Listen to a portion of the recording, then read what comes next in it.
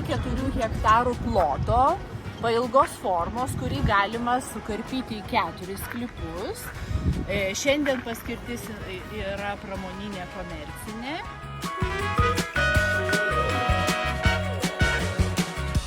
Ypatingai geros kokybės privažiavimas, tai yra gatvė išasfaltuota. Želdinių specialistė pasako apie saugomumą želdinių. Tai teritorijai kaip ir saugomų želdynų neturime, taigi galimos statybos ir visą kitą. Galimas visas komunikacijas prisivesti, prisijungti prie miesto. Jo papildomų problemų dėl to neiškils.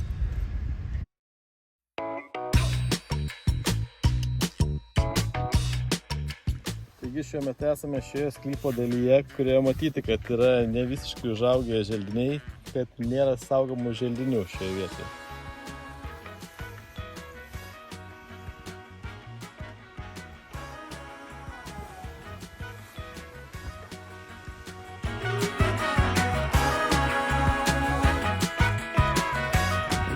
Sklypo patrauklumas yra keliagubas, kadangi, kaip dabar matote, tai yra su pačiu geriausiu vaizdu į Anykščių miestą, centrinę dalį, Anykščių bažnyčią.